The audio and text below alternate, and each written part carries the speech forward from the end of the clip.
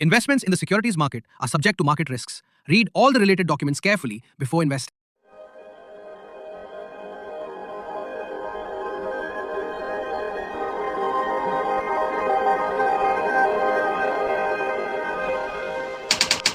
Welcome to Pre-Market Analysis by Lakshmi Shri Investments and Securities Limited. Welcome back to Lakshmi Shri pre market analysis video 21 of May 2026।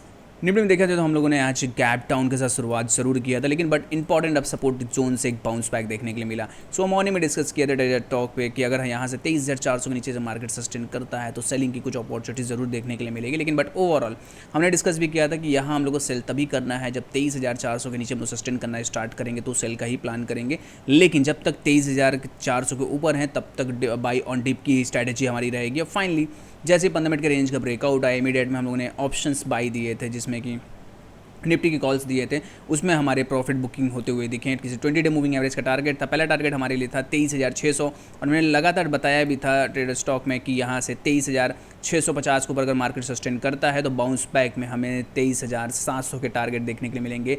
Market ने Nifty ने 23,690 का high लगाया और उसी जगह close भी आया। एक अच्छी खासी कैंडल डेली टाइम फ्रेम पे क्लोज होकर हम लोगों को मिल चुकी है। अब यहाँ से पूरा देखेंगे निफ्टी में जो भारी गिरावट आई थी उसके बाद यहाँ से हायर लोग इन्फॉर्मेशन में वो बदलता हुआ दिख रहा है।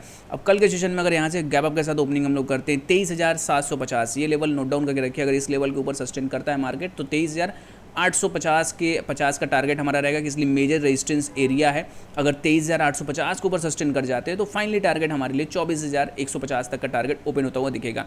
तो थोड़ा सा यहाँ हम लोगों को भी वेट करना है। ब्रेकआउट अगर मिलेगा तो एंट्री करना है, लेकिन बट वॉल्यूम को देखते हुए 23,850 तक का टारगेट लग रहा है कि मार्केट निफ्टी ये टारगेट एक बार रिटेस्ट करेगा। उसके बाद 23,850 को अगर सस्टेन करता है तो 24,150 और 24,200 के टारगेट देखने के लिए मिल सकते हैं। बैंक निफ्टी की बात करें तो बैंक निफ्टी में भी निचले स्तर से एक बाउंस बैक रैली देखने के लिए मिली। सुबह मॉर्निंग में 15 मिनट के कैंडल का जिस तरीके से ब्रेकआउट आया और फाइनली 20 डे मूविंग एवरेज को रिजेक्ट करके ऊपर के साइड हम लोग ने क्लोज भी किया। एक अच्छी कैंडल के साथ हम लोगों ने यहाँ क्लोज किया।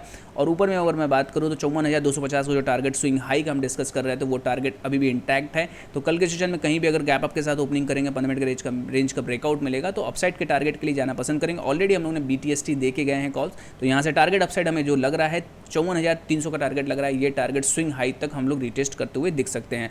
सपोर्टिंग एरिया तो जब तक 52,700 के नीचे सस्टेन नहीं करता मार्केट अब तक के शॉर्ट का कोई प्लान नहीं करना है। अगर 52,700 के नीचे सस्टेन करता है मार्केट तभी यहाँ से शॉर्ट का अपॉर्चुनिटीज ओपन होता हुआ दिखेगा। स्टॉक टू वॉच की जो स्टॉक आपके वॉच लिस्ट में होना चाहिए वो बजाज कॉम का। बजाज कॉम में अगर देखेंगे तो यहाँ से एक बेहतरीन पैटर्न का ब्रेकआउट आ रहा है जो कि कप एंड हैंडल पैटर्न का ब्रेकआउट है। फाइनली ये ब्रेकआउट आज के सेशन में कंफर्मेशन में बदलता हुआ दिखा है।